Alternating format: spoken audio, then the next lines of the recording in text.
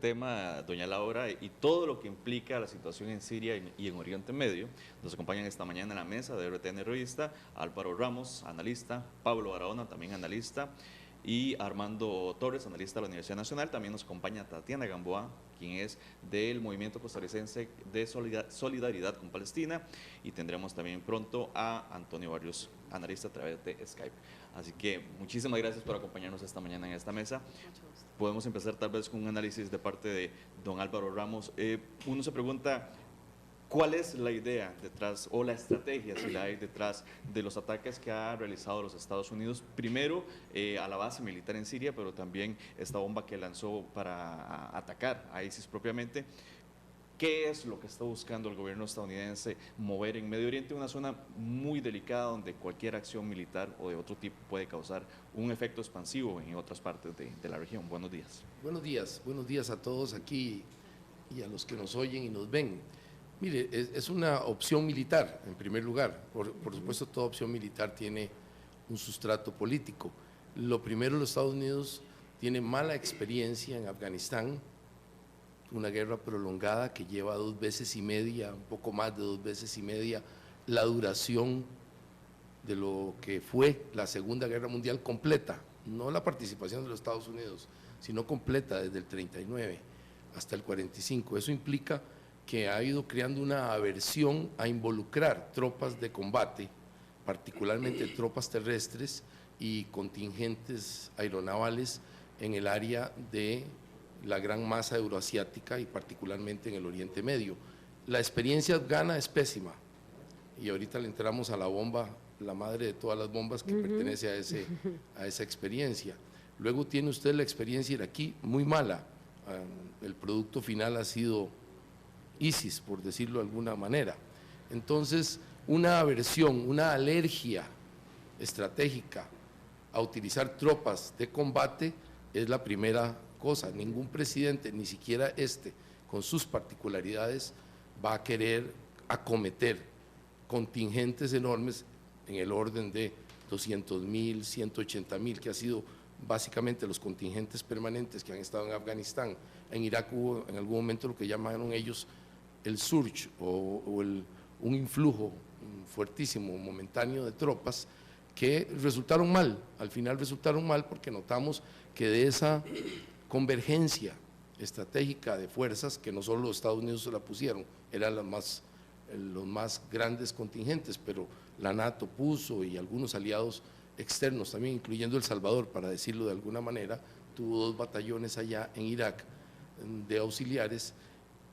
No han resultado bien, los resultados son muy malos, y entonces quiere decir que los Estados Unidos ha opcionado por 2 cosas: el uso masivo de drones quiere decir los aparatos no tripulados, en el caso de las fronteras noroccidentales de Pakistán, que es lo mismo que el teatro estratégico de Afganistán, es exactamente lo mismo, y la parte trasera de Irán, es un control estratégico de eso.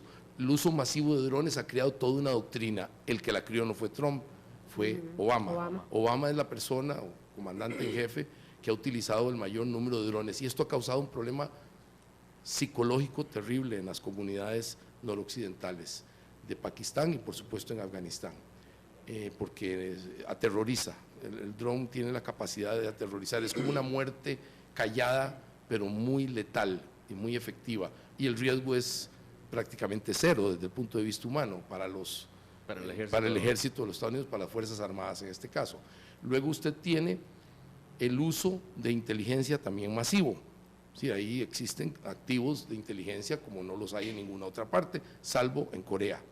Y por último, la idea, que por cierto no es de Trump, sino que es de Hillary Clinton, esta idea estratégica es de ella desde que era secretaria de Estado, es una idea muy de ella, me imagino que en consenso y de consumo con el estamento militar e inteligencia, que lo que hay que hacer en el caso de Siria, ella se enfocaba mucho a Siria, y curiosamente Trump y su grupo está copiando a Hillary Clinton, es la destrucción de todas las bases aéreas de Siria. Si usted destruye el poderío militar aéreo de Siria, que es sustancial, por lo menos para enfrentar un tipo de lo que llaman ellos los rebeldes, y en el caso de ISIS también, que no tiene poderío aéreo, si usted destruye la capacidad aérea de Siria lo pone, dado la debilidad geográfica que está presentando el régimen hace ya ratos, que no controla el país, un régimen acostumbrado a un control férreo del país, de repente ya no lo tiene, ese control.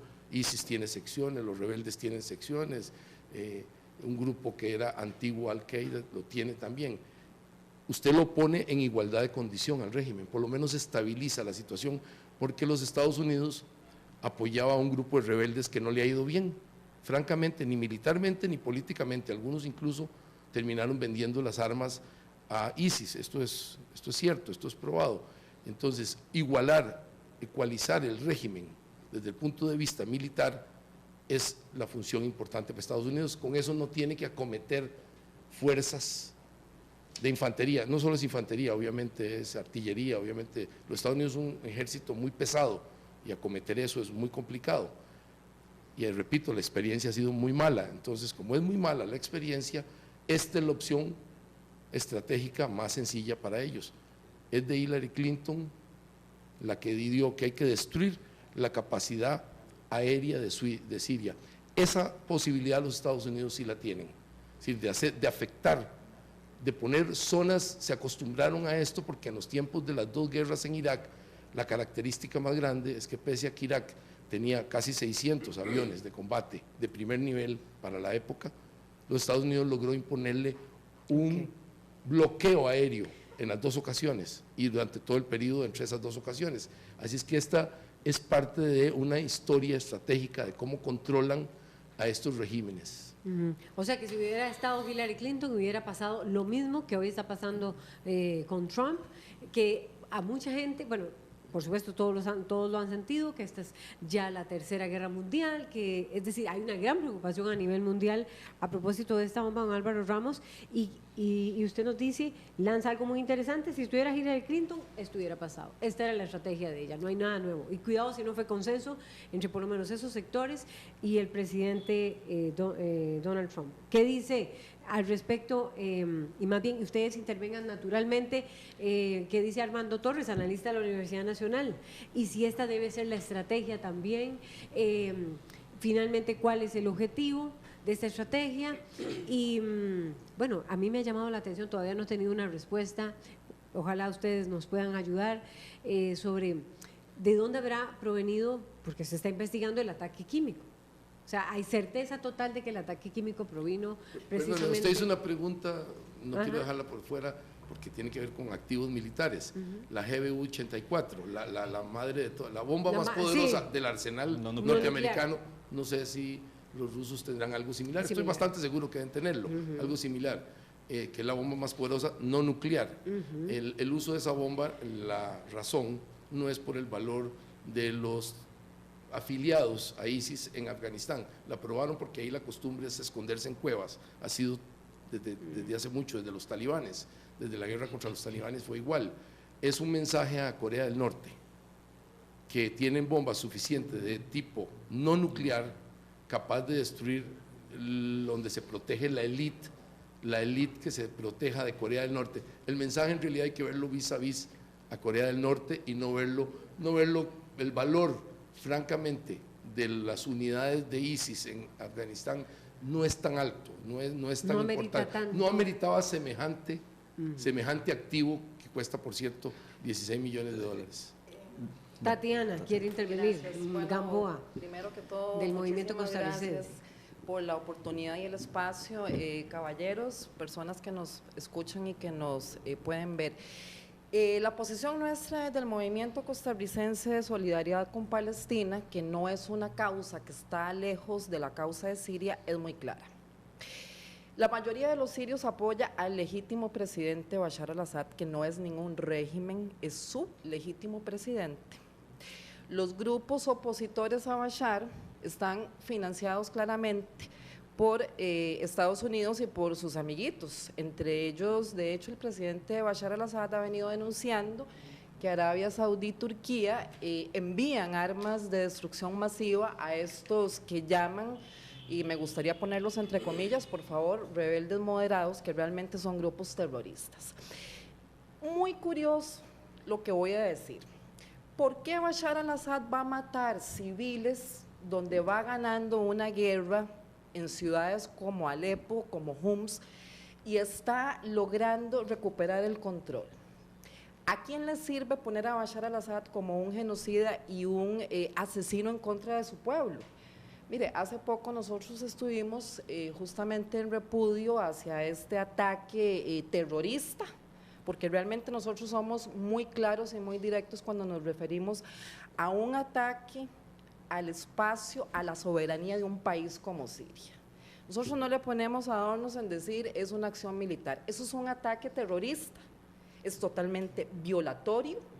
Le hemos enviado un mensaje muy claro al embajador de Estados Unidos el día que estuvimos en un meeting, contamos con la presencia de algunos sirios y ellos mantienen esta misma posición nuestra.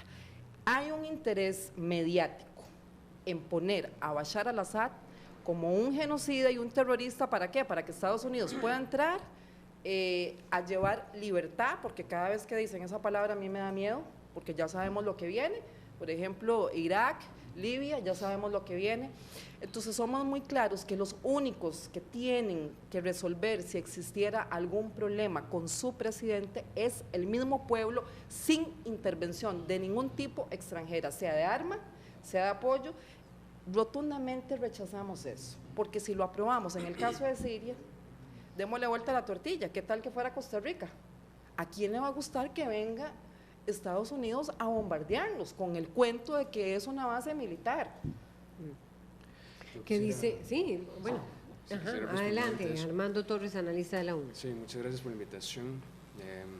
Quisiera así entender que yo estoy de acuerdo en teoría con lo que dice doña Tatiana. Sin embargo, considero que hay que analizar la situación tampoco desde el aspecto meramente militar, que me parece muy seco y árido, porque hay varias aristas del asunto, pero entender que la situación es sumamente compleja. Ya en este momento no se trata únicamente de un pueblo que resolvería, ¿verdad?, la situación frente a su gobernante, sino se trata efectivamente de una zona de guerra en donde intervienen ya varios tipos de coalición, no únicamente la coalición occidental, cuyas intenciones son verdaderamente cuestionables, lo serán siempre, pero también existe la otra coalición que es ruso-iraní, ¿verdad?, que está presente en Siria y de las cuales hay que tejer muy finamente y muy claramente cuáles son las alianzas, ¿verdad? Siria es el país que tiene la alianza más estable con Rusia en todo el Medio Oriente y en el Oriente Próximo. Son aliados desde el año de 1971, incluso desde 1963 ya habían tenido un acercamiento tremendamente importante.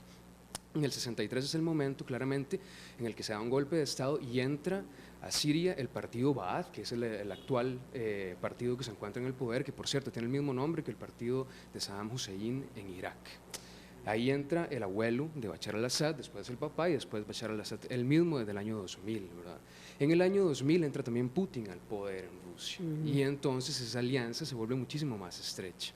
Y es una alianza de codefensa que entra con el pacto de defensa que también existe entre India, Irán y Rusia, ¿verdad?, que es un pacto que a veces es un poco más elástico, a veces es un poco más estrecho, y específicamente desde el 2015 se ha vuelto muchísimo más estrecho cuando se pone el bloqueo a Irán para la construcción de armamento o la compra de armamento en los países occidentales, e Irán comienza a fabricar su propio armamento y comienza a comprarle a Rusia. Entonces, el escenario es tremendamente complicado, ¿verdad? Creo que en ese sentido también Estados Unidos en la era Obama no había intervenido porque sabía el gambito que se encontraba en la situación en Siria, ¿verdad? Ahorita, en ese momento, creo igualmente que, y los análisis internacionales de varios puntos de vista están apuntando a lo mismo, no sabemos exactamente cuál puede ser la consecuencia directa de ese ataque. Desde el primer momento se pronunció como una única vez. Trump y los Estados Unidos dijeron eso es una única vez, es una advertencia, ¿verdad? Estamos mostrando que tenemos mucha fuerza. Sí. Así es como se actúa a nivel geopolítico internacional, supongo. No obstante, en esas circunstancias es muy claro que las fuerzas actuales sirias, que son pro-régimen, están mezcladas con las fuerzas rusas y con las fuerzas iraníes en la misma zona de guerra. Por lo tanto, eso crea un gambito que efectivamente es tremendamente riesgoso, una intervención a mayor escalada, ¿verdad? Entonces, creo que también en ese sentido, yo estoy de acuerdo con usted, nada más que creo que la situación es harto más compleja. Justamente, y me gustaría aprovechar también la presencia aquí de Pablo Barahona, porque insisto en este tema, no solamente Siria, es una región muy inestable, todo el Oriente Medio, y usted con experiencia diplomática, ¿cómo se puede leer este tablero que no solamente de guerra, sino también es diplomático, las diferentes partes en disputa? ¿Cómo leemos esto? ¿Cómo se puede ver? Mire, muchas gracias. Yo pensaría que aquí hay que contextualizar y generalizar un poco más la situación, pero antes de eso quisiera anotar algunas cosas al pie de los que han dicho aquí. No solo la madre de todas las bombas, sino 59 Tomahawks, es decir, la advertencia fue una advertencia bastante clara. Sí. Hoy, prácticamente una semana después, Mike Pence, el vicepresidente, que es todavía más radical que Donald Trump y por supuesto a la sombra de un Guayacán, digamos, tan elevado en términos mediáticos, en términos de imposición política y por supuesto legitimado por la investidura de ser presidente de Estados Unidos, no lo hemos notado mucho. Mike Pence es un hombre más conservador, más guerrerista que el mismo Donald Trump, y recordémonos que es el que se está encargando de la alta política. Mientras pero eso Donald lo hubiera Trump, hecho Hillary Clinton, dice Albert no, yo no estoy de acuerdo, porque no lo hicieron, porque no lo hicieron, okay. De hecho, no lo hicieron en los mandatos. Hillary Clinton estuvo solo en el segundo gobierno de Obama. En realidad fue la directora del Senado del gobierno de Obama también para política exterior. Hay que decir acá, porque también hay que tomar distancia, lo que ha hecho el gobierno de Donald Trump en una autorización que es bastante vaga, que va mucho más allá de Siria. Es decir, lo que ha dicho esto es lo que aconsejan los militares, es una puesta en escena, y como lo dije desde el año pasado, incluso lo he escrito y en Washington debatimos en varias ocasiones sobre esto, Trump implica un replanteo de toda la política exterior norteamericana, por tanto es un game changer, como dicen los norteamericanos, es un hombre que cambia el juego, que patea el ajedrez, para decirlo en términos más cercanos a nosotros, y en ese tanto Donald Trump regresa en su política exterior a una política mucho más básica, mucho más plana, que es la política de Guerra Fría.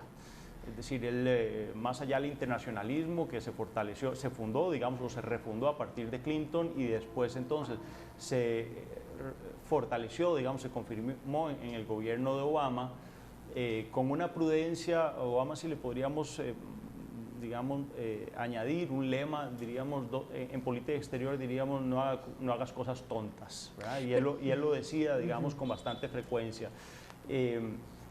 Trump, digamos, que iría a todo lo contrario. ¿Y por qué refería yo a Mike Pence? Mike Pence, justo... El segundo de Trump, el vicepresidente de Estados Unidos. Que está haciendo que está ahora la mayoría de los viajes internacionales, y bueno, en su visita a Corea del Sur dijo, no ponga Corea del Norte, no ponga a prueba la determinación de Donald Trump. Esa fue la frase exacta que está usando. Entonces, yo quisiera anotar que esto va mucho más allá de Siria, pero que es un ataque contra objetivo militar en Siria, en una base aérea específicamente, no contra objetivos civiles, cosa que sí está haciendo la coalición rusa con el mismo presidente Bashar el-Assad, que por cierto, y ahí yo me separo de lo que decía Tatiana con mucha convicción, como profesor de Derecho Internacional y además con especialidad en Derechos Humanos, hay un límite a la soberanía. Y ese límite a la soberanía, así sea la costarricense, es precisamente los derechos humanos. Así como los derechos humanos relanza el sentido de la democracia, le pone un límite a la democracia. A mí me encantaría una intervención militar en Costa Rica si eso fuera para salvarnos de una ofensiva interior, que además, si es, perdón, hay que decirlo, yo no diría nada más que es un presidente, yo coincido con Álvaro en el epíteto, es un régimen, en el tanto es un régimen dinástico, es decir, de alguna manera maquillado por algunas formas institucionales, pero lo cierto es que se hereda desde el abuelo al padre, al hijo. Eso, pues para nosotros, ya que he citado usted el nombre Costa Rica, tiene un nombre específico. Yo no me imaginaría acá que estuviéramos desde don Pepe Figueres, digamos, bajo una sola familia en gobierno. Si no hay traslación de poder, pues lo demás, digamos, que es un poco de maquillaje para hablar institucionalmente. Pero vuelvo a lo mismo, y esto es doctrina internacional, lo ha dicho incluso la Corte Interamericana de Derechos Humanos, ante los abusos interiores y sobre todo en conflagraciones que implican muertes de civiles. En estos días, ayer o antes de ayer, un convoy de 120 personas, iban varios cientos saliendo precisamente de las zonas de guerra, bueno, 120 personas murieron precisamente por un ataque contra esos convoys de civiles, y eso pasa todo el tiempo. Ya se cuentan cientos de miles de muertes civiles, y lo cierto es que aquí la comunidad internacional no puede quedar impávida. Esto no implica, y con esto cierro, el gran cambio que implica esta decisión del presidente del país más poderoso del mundo militar y política y económicamente. Y ese cambio es muy sencillo, y es que el multilateralismo pasa a un segundo plano. Eso a Costa Rica debe preocuparle. Yo aquí nada más debo traer a colación, el presidente Solís se inclinó en la declaración oficial del gobierno de Costa Rica por el multilateralismo, al decir no apoyamos esta incursión militar de Estados Unidos. ¿Por qué? Por una razón muy sencilla, no entró en la discusión que estamos nosotros teniendo, porque ustedes la están propiciando, es para profundizar en ello, en la discusión de lo que está pasando específicamente en Siria, de si apoya o no, por ejemplo, el uso de armas químicas en estos casos, sino sobre todo que esto no pasó por Naciones Unidas. Y en Naciones Unidas esto no va a pasar porque ahí están en juego, como bien decías, países que tienen el derecho al veto en el Consejo de Seguridad de Naciones Unidas. Entonces aquí pasa mutatis mutandi un poco lo que ha decidido hacer Almagro en la OEA con Venezuela, que no me voy a esperar a los estados porque si no, no voy a poder mover ni siquiera el primer pie. Entonces aquí Donald Trump dice lo mismo, no me voy a esperar a Naciones Unidas porque si no, aquí no podemos hacer nada, o por lo menos no los movimientos rápidos. Pero esto implica un cambio político exterior y probablemente un replanteo en donde todos los chiquititos quedamos un poco al margen, y es una voz que vale decirse como Costa Rica, pero queda hasta ahí. Me gustaría agregar algo. Tatiana Capó. Con todo respeto, sí, yo no tengo estudios en Derecho Internacional, soy activista y me he dado la tarea de leer y no comerme todo lo que los medios, como por ejemplo CNN, me dicen, ¿verdad? Si Rusia e Irán están ayudando, es porque el mismo gobierno sirio, y vuelvo a repetir, la mayoría de los sirios les han aprobado que entren en su país.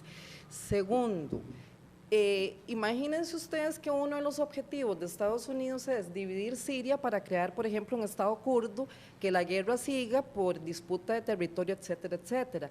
Si a Estados Unidos tanto le molesta la violación a los derechos humanos, a mí me encantaría saber por qué en el 2014, cuando el ente sionista, o conocido por algunos, entre comillas y minúscula, por Israel, usó bombas de racimo y fósforo blanco contra la población palestina en Gaza, yo no vi ninguna declaración a favor de los derechos humanos de los palestinos.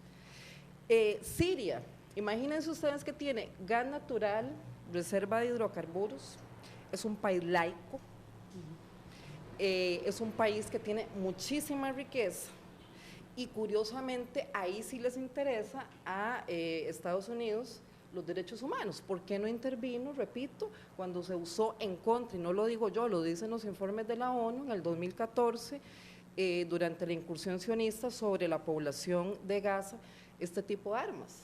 O sea, derechos humanos en unas partes y en unos países donde hay riquezas y donde quieren crear un estado kurdo, pero resulta que en Palestina, que no tiene quizás estas cosas, aunque sí tiene gas natural, que también por supuesto los sionistas aprovechan y roban, curiosamente ahí no vemos ninguna denuncia.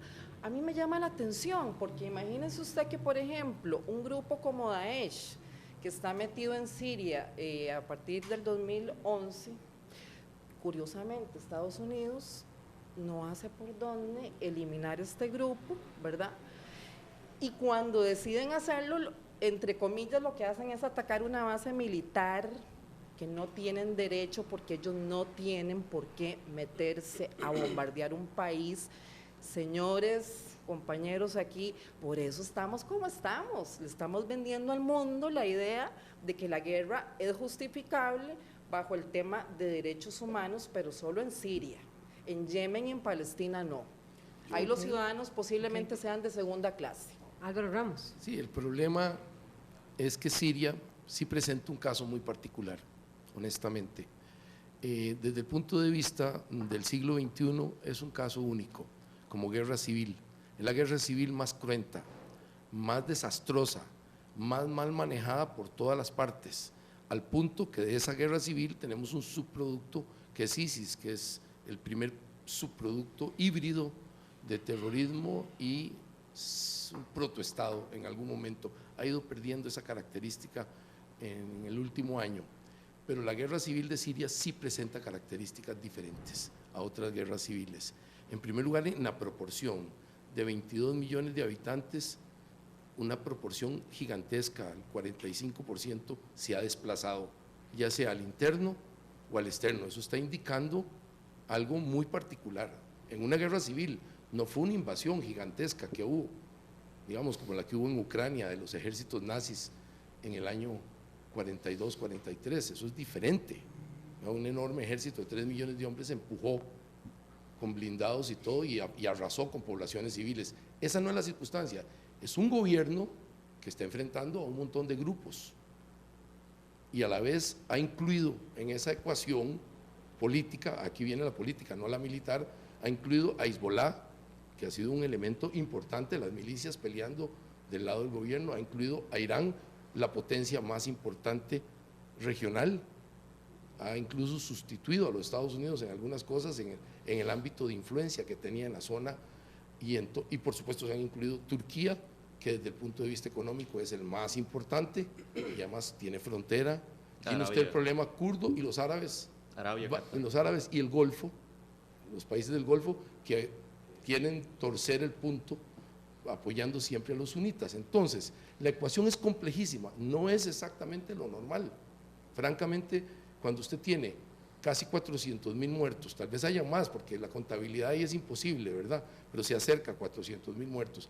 Tiene el desplazamiento de casi el 50% de la población, ya sea al interno, y es uno de los mayores expulsores de sus propios habitantes hacia Europa, hacia donde usted quiera. Refugiados sirios ahora hay en todo lado, lamentablemente, quiero decirlo. Pero entonces esa situación es extremadamente volátil y compleja. A eso hay que agregar que tanto el gobierno libio como el de Norcorea y también algunos países como el de Israel también y el de Siria por años de años, francamente cierto, han sido culpables de estar tratando de desarrollar armas de destrucción masiva. Esta es la verdad, siempre ha sido verdad, químicas, bacteriológicas y casi todos querían tener armas nucleares. El único que lo ha logrado es Norcorea en términos reales e Israel, que logró también obtener armas nucleares, tiene más Israel que Norcorea. Entonces el punto es que claro que son gobiernos y sistemas políticos que han buscado tener la capacidad de atacar a otros estados con armas pesadas de destrucción masiva y que han mostrado una capacidad fuerte también de reprimir a sus propios pueblos. Eso incluye a todos en el Medio Oriente. Todos han pasado por estas etapas. Lo que pasa es que al gobierno sirio le tocó algo increíble, que es esta conjunción de fuerzas en un país tan pequeño. Además, no es un país gigantesco, es un país pequeño. El gobierno sirio un poco sembró lo que tiene, ¿sí? Efectivamente es una dinastía. Y hay un problema adicional, es una dinastía manejada por una minoría religiosa, los alawitas, ¿sí? No son ni siquiera la mayoría. El conjunto de principales puestos en lo político, en lo militar y en lo económico lo tiene una pequeña minoría religiosa en relación al resto del país. Pero es un país laico. Sí, pero en la realidad de laico no tiene nada que una pequeña minoría, me disculpa usted, pero de laico no tiene nada que una pequeña minoría domine el gobierno completo. Entonces, por ejemplo, aquí teníamos que tener un gobierno católico, porque somos la mayoría de la población en Costa Rica es católica, es lo que usted quiere decir. Me parece, con todo el respeto, que es una posición bastante extremista, porque yo no puedo pretender… Extremista es la suya, señora, No, disculpe, que está defendiendo a un gobierno dictatorial. La que es extremista es usted. Disculpe, caballero. Yo quisiera intervenir. ¿Me permite terminar Armando, la idea, por favor? Solo, por favor, gracias, muy amable, caballero. Mire, yo hablo muy claro y muy directo, sin dar mucho discurso político y catedrático, porque no soy ni política ni catedrática, para que la gente pueda entender realmente cuál es el problema ahí, ¿verdad? Porque de repente la gente a veces no entiende lo que se le dice. Yo no puedo pretender tener en Costa Rica un presidente, que sea católico. Puede ser ateo, puede ser musulmán, sigue siendo el presidente de mi país. O sea, uno no puede pretender que porque la mayoría sean musulmanes y no alagüitas, porque efectivamente Bashar al-Assad es alagüita, pero mira qué curioso, que en Siria también, por ejemplo, hay ateos y lo apoyan. O sea, es su presidente. Nos guste o no nos guste, así es, hasta que el pueblo sirio, como tal, sin intervención extranjera lo decida. Y téngalo por seguro que si el pueblo sirio decide quitarlo, nosotros como movimiento lo apoyaremos al pueblo, pero no con intervención ni de los gringos, ni de sus amiguitos, ni de ninguno de estos grupos terroristas disfrazados y maquillados bajo el término de rebeldes moderados. Muy claramente, porque qué curioso que un día después de los supuestos ataques con armas químicas, los terroristas retoman los ataques en Palmira. Curioso, ¿verdad? Nada más lo dejo ahí para que lo analicemos. Armando Torres. Yo me atrevería a decir que son supuestos ataques de armas químicas. Hubo ataques de armas químicas. Sí. Bien, sí, yo quiero hacer varias aclaraciones. Sobre todo entraría en aclaraciones. En primer lugar, no me parece cierto, es decir, no es cierto que la guerra en Siria sea particular, la guerra civil en Siria sea particularmente, o sea la peor de la historia, jamás. No, perdone, la peor me disculpa usted, es la peor del siglo XXI, no yo bien. Es la peor guerra civil del siglo XXI y se lo sostengo. Bueno, es la peor guerra del siglo XXI, salvo que usted me diga otra que hay. Está bien, no se preocupe. Que usted me diga que hay otra peor que esa. Sí, bueno, tenemos 16 años en el siglo XXI.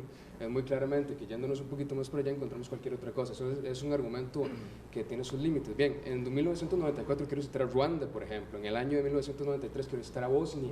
Y después... Quiero aclararle que eso no es siglo XXI. Sí, sí, no importa. Bueno, no se preocupe. Sí, sí. Está bien. Ahora, lo que sí es, el punto que sigue, y es importante, es que también hubo tremendas guerras civiles en América Central. Y esas guerras civiles en América Central fueron escenario de intervención directa de los Estados Unidos en pos de la defensa de una supuesta soberanía y de un supuesto orden internacional. En ese punto yo me tengo que distanciar, digamos, directamente de lo que expone el señor Barahona, diciendo que yo jamás apoyaría que los Estados Unidos intervengan militarmente en mi país, como si fueran, digamos, arrogándose a sí mismos para nivelar, digamos, el nivel del discurso, como arrogándose a sí mismos la posibilidad de tener poder de policía mundial, ¿verdad?, que les otorga a sí mismo hegemonía sobre los derechos humanos. Como usted mismo lo señala, Estados Unidos sabe que tiene que actuar unilateralmente y por eso no pide digamos, el apoyo del Consejo de Seguridad de la Organización de las Naciones Unidas, ¿verdad? Y después, los Estados Unidos, digamos, ciertamente, atacaron un punto militar, el aeropuerto de Shayrat, pero por otra parte, 3 días después... del ataque de los Tomahawk. Exactamente, pero 3 días después Estados Unidos ataca a supuestamente movimientos que son guerrilleros y termina por matar a 18 de sus propios aliados kurdos, ¿verdad? En un ataque que no es directamente dirigido a una estructura militar o un punto militar con toda claridad, sino que es más diluido, ¿verdad? Entonces, digo, hay que posicionarse en una situación en donde no es tan claro que la dictadura de los derechos humanos, ¿verdad?, le otorga a los Estados Unidos la posibilidad de intervenir también donde le dé la gana.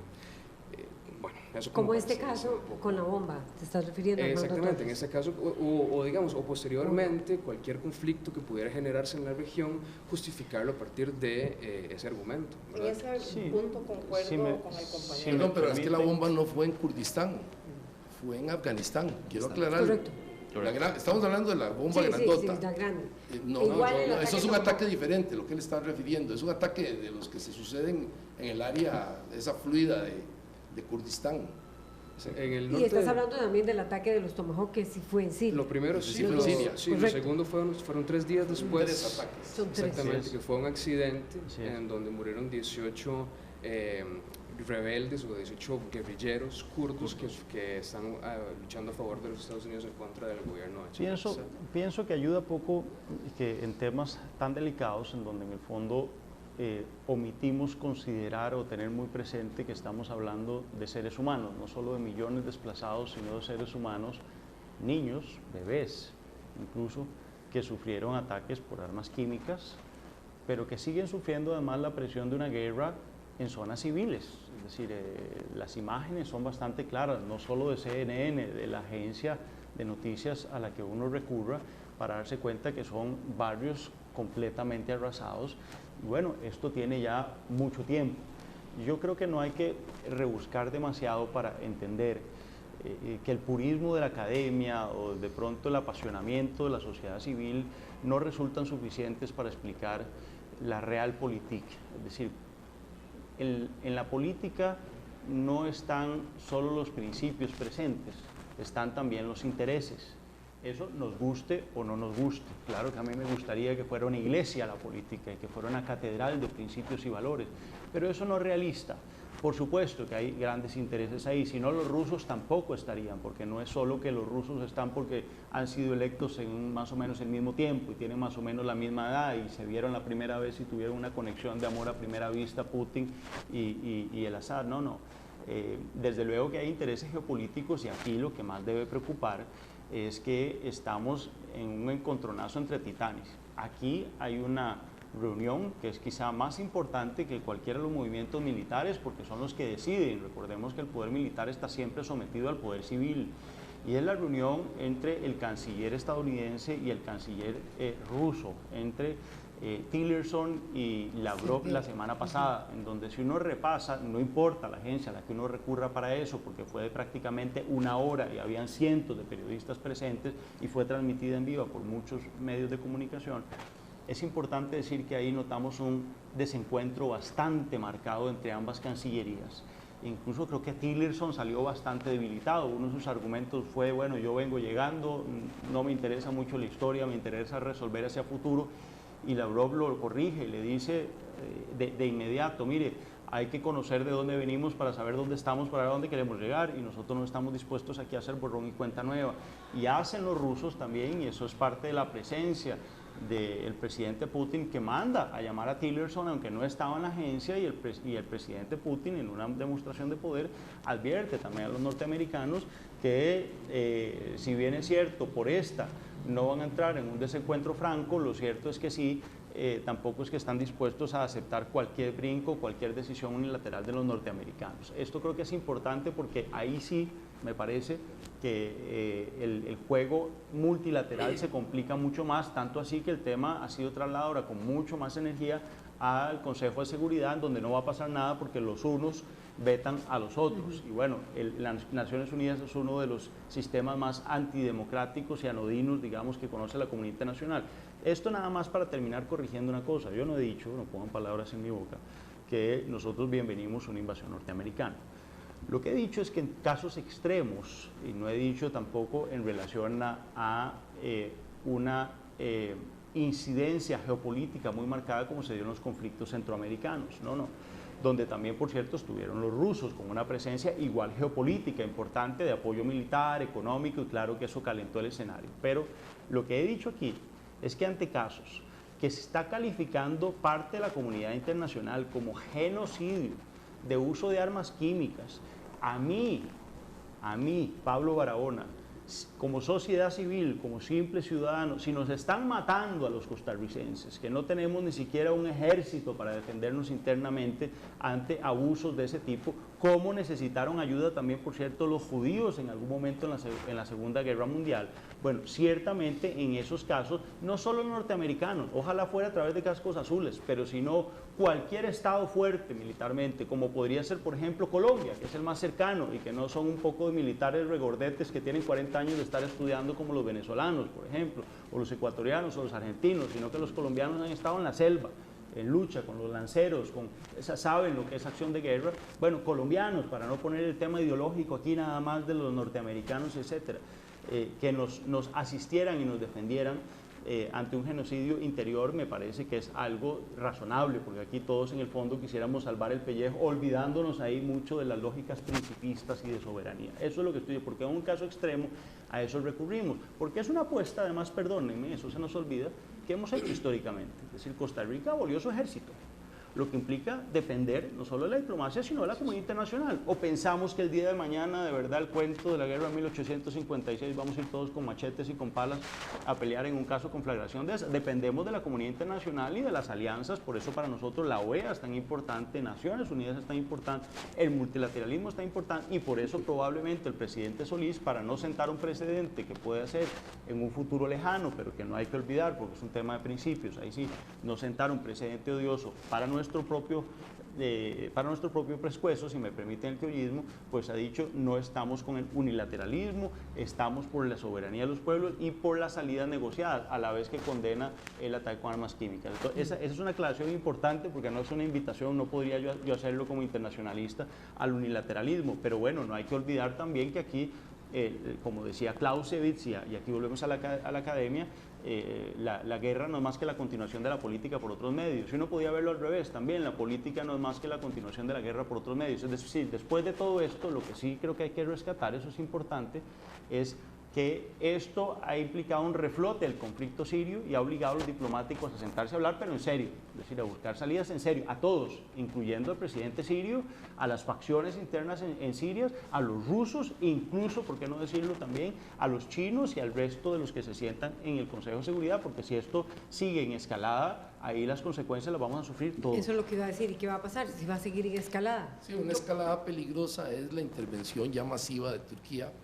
Recordemos que ayer políticamente el presidente, para bien o para mal, quedó reforzado, sí, independientemente Erdogan quedó reforzado. Eso le va a dar capacidad política para maniobrar más dentro de Siria y dentro de otras regiones, por ejemplo el Kurdistán, que es de gran importancia para ellos, histórica y local, interna. Es una cosa interna para ellos permanente, una especie de espina interna que no han podido manejar bien en Turquía. El otro gran actor con gran fuerza ahí es Israel. No ha intervenido todavía en el conflicto en forma abierta. Por supuesto que estamos seguros, sus agencias de inteligencia y todo van a intervenir, claro, pero no ha habido una intervención así de primer nivel. Perdón. Es el otro factor que no hemos visto todos los actores intervenir en forma directa. Turquía, en mi criterio, es el que tiene más peso al final. ¿Por qué? Porque históricamente Turquía, el Imperio Otomano, era naturalmente el soberano, digamos, el ente soberano de toda la gran región, y particularmente tenía cercanía con la Gran Siria, lo que se llamó la Gran Siria. Entonces, el factor político de la intervención del peso pesado de la región en todos los sentidos, que es Turquía, va a ser fundamental al final de este camino. Verán que las negociaciones al final, Erdogan tiene un gran peso. No solo, pero para notarte, no solo por esa razón histórica, claro que políticamente, digamos, tiene un sentido y un peso, incluso Naciones Unidas y una diplomacia no contenida, sino una diplomacia además con mucho recurso, con mucho despliegue, sino también porque Turquía ha sido el país de acogida, porque geográficamente está ubicada también como el puente precisamente con Europa. Y entonces la gran carga a los migrantes, que le da un gran poder además a Erdogan también para de alguna manera muñequear con Europa y con Occidente, le da una legitimación a Turquía bastante particular. Así es que el gran actor es Erdogan al final. Nos quedan pocos minutos. Yo quisiera decir algo. Tatiana Gamboa, Estados Unidos nos está poniendo en un grave peligro, y sí, voy a utilizar la palabra, en un grave peligro. No es que estoy diciendo que mañana va a haber guerra. Si continúan los ataques a Siria, aunque sea una base militar, es Siria. Ellos no tienen derecho a hacer esto. Nos van a poner al borde de una tercera guerra mundial. Eso a mí también, como civil, como madre de familia, me preocupa y me dolería y me duele ver la realidad no solo de Siria, sino también en Palestina, ¿verdad? Que también a diario mueren chiquitos y todo y nadie dice nada. Por favor, sentémonos a pensar, busquemos información, no nos quedemos solo con lo que Tatiana Gamboa está diciendo aquí, busquemos información. También quería decir una cosita muy chiquitita. También hay videos y fotografías que están comenzando a circular en varios medios de comunicación, por supuesto que en CNN no, ¿verdad?, donde se da como hipótesis que estos ataques químicos fueron un montaje. Hay fotos antes y después, y ahora en internet hay muchas formas de saber si las fotos son un montaje o si los videos son un montaje. De repente es donde uno se cuestiona y se dice hasta qué punto sí hubo, hasta qué punto no hubo, hasta qué punto si hubo le interesa a quién poner a Bashar al-Assad como un genocida en contra de su pueblo para una intervención de Estados Unidos hacia Siria. Muchísimas gracias por la oportunidad y gracias aquí a los caballeros también y a las personas que nos están escuchando y viendo. Vamos con Armando Torres. Muy breve. Nada más una conclusión efectivamente muy breve, y es el hecho de que En este caso yo creo que prima la incertidumbre. Los analistas internacionales, nosotros que estamos sentados aquí, están convencidos de la incertidumbre del ataque de los Estados Unidos, de las implicaciones directas de las intervenciones que puede haber, las implicaciones que puede haber también con Norcorea, con Irán, etcétera. Y por otra parte también existe una incertidumbre en efectivamente el evento que da paso al casus belli. Efectivamente, si hubo o no hubo un ataque directamente, si ese ataque fue concertado. Hay una serie de dudas. Yo no defiendo la hipótesis de la creación y la invención del ataque, pero sí sostengo que hay una serie de dudas al respecto, que son las que dan el paso al casus belli. Aquí estamos frente a una situación en donde, y con eso termino también, no solo los Estados Unidos, ¿verdad?, que para nosotros son más cercanos, están actuando en pos de una posición, sino que los Estados Unidos están ahora siendo, más que todo, cerrando filas con una posición que son los amigos, por ejemplo, de Siria, que han venido desde el año 2012 muy claramente a nivel internacional y a nivel de política internacional, liderados por Francia y por Inglaterra, en pos del ataque a Siria, y han venido siempre imponiendo esa agenda también a nivel internacional. Ahora Trump se está más bien alineando, tomando una posición que claramente es decisión propia, es decir, propia de los Estados Unidos, no propia personal, pero es un marco que existe y es previo también al actual ataque. O sea, ¿coinciden en que sí estamos al borde? Lo interesante de analizar es que el ataque químico, este y el anterior, como los que se hicieron también en Irak contra los kurdos hace ya 2 décadas, no tienen una real función ni militar ni política, en el sentido estricto de la palabra. No cambia nada. Es aterrorizar a la población civil, estrictamente, porque efectivamente no fue ningún contingente ni militar, ni ninguna dirigencia política la que sufrió el ataque. Fueron claramente, en los ataques que han sido documentados en las últimas 2 décadas y media, son para aterrorizar a la población civil. Lo interesante es que los gobiernos y los estamentos militares que están acostumbrados a aterrorizar a las poblaciones civiles, les sucede lo que los regímenes coloniales del siglo XIX y principios del XX hacían, que están acostumbrados a hacerle atrocidades a los pueblos, digamos, indígenas, o a los pueblos, también si nos echamos 400 años para atrás también lo mismo, pero quedémonos en el siglo XIX, en el sudeste asiático, en África, para decir atrocidades como en el Congo y eso. Y cuando les cometen las atrocidades a ellos, les cuesta mucho aceptarlas. En el caso de Sandino, que sabía cómo aterrorizar a los marines norteamericanos en la Segovia, con el corte chaleco y todo eso. Lo que está haciendo los Estados Unidos, y probablemente otros, es devolviéndole a los militares sirios, que si ellos pueden cometer atrocidades, ellos se les quita esa legitimidad a la que se han acostumbrado por muchos años a controlar totalmente un país en forma férrea. Si se les golpea directamente, se les quita esa legitimidad. Este es el punto, no es tanto ni siquiera militar, es un punto de demostrar que pueden perder la legitimidad interna y la protección de sus bases militares y sus reductos a los que están acostumbrados esas élites en todo el Medio Oriente. Eso aplica a Arabia Saudita, eso aplica a los regímenes, a todo el mundo le aplica, porque están políticamente muy acostumbrados a controlar a sus poblaciones en forma tiránica, esa es la verdad. Y entonces resulta que darles un golpe no solo es un problema militar, es un problema de legitimizarlos, de que no son inexpugnables, de que no son impunes. Esto es importante en la psique. Pablo Barón. Laura, César, pienso que en síntesis aquí hemos tenido una magistral muestra de, digamos, y repaso de lo que viene aconteciendo a nivel geoestratégico militar.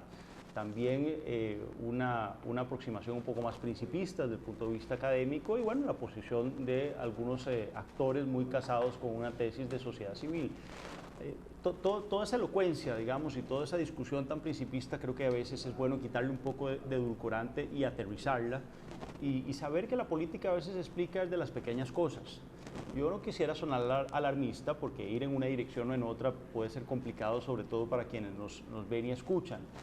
Es importante aquí decir que cuando tenemos a 2 locos, que además no son políticos formados, sino que son personas muy violentas en sus quehaceres, uno con un pasado militar y de inteligencia que es Vladimir Putin, ¿verdad?, pero que es un locazo, ¿verdad? Ese probablemente desde los zares de Rusia no ha habido otra persona con una perspectiva tan zarista como Vladimir Putin, ¿verdad?, pero con una deferencia por lo militar y por lo guerrerista, y por otro lado ustedes tienen a Donald Trump, que es un hombre de ejecución, que es otro loco también, ¿verdad? Pero que ha venido a decir, ojo que ya llegué, ¿verdad? Y que han dicho claramente, esta es una primera incursión, esperamos que sea la única, no nos hagan ir más allá, y por el otro lado los rusos han hecho lo propio. Aquí hay otros jugadores, ¿verdad? Pero que hay que explicarlo bien, pero que son más comedidos, ¿verdad? Es decir, tenemos a Angela Merkel, que es posiblemente, digamos, el contrapeso de todo y como líder de Europa, y Alemania siempre como el motor económico y político de toda Europa, que no es poco decir.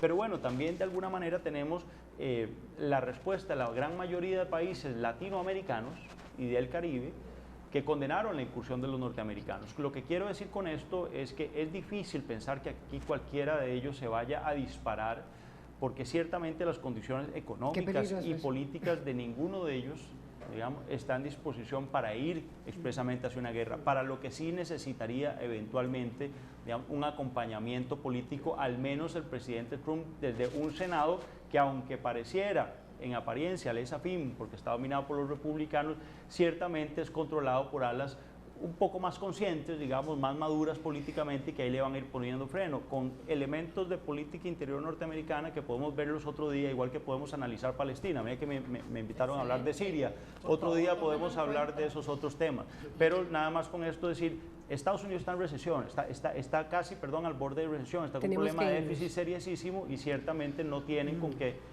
financiar en este momento un déficit enorme, sobre todo que a partir de los gobiernos demócratas sufre el ala militar norteamericana. Entonces, para ponerle un poco de perspectiva. La pregunta es si podríamos estar al borde de una guerra mundial. La respuesta, por supuesto, es no. No estamos al borde de ninguna guerra mundial, no va a haber ningún encontronazo de proyección de fuerzas, no se están desplazando ninguna fuerzas, no existe capacidad de proyección de fuerza de Rusia fuera de estas áreas muy específicas que tiene. Por supuesto, una guerra mundial implica algo completamente diferente. Los intereses económicos no se parecen en nada a los años 30, para poner la Gran Guerra, o a los años 15, que eso era, pero si Estados Unidos sigue haciendo este tipo de incursiones, yo claramente dije, nos ponen al borde, ¿verdad? No que estamos en una Sería guerra. interesante retomar Yo justamente le garantizo sobre que este nadie, tema. yo le garantizo por aquí, favor, este tema va para mucho, ¿verdad? que nadie va a ir a una guerra Necesitamos mundial otra por mesa. eso. Bueno, Muchísimas gracias gracias a los ustedes, muy analistas Álvaro amables. Ramos, Pablo Barahona y Armando Torres, y al activista pro-palestina Tatiana Gamboa. Vamos a una pausa, doña Laura. Ya venimos.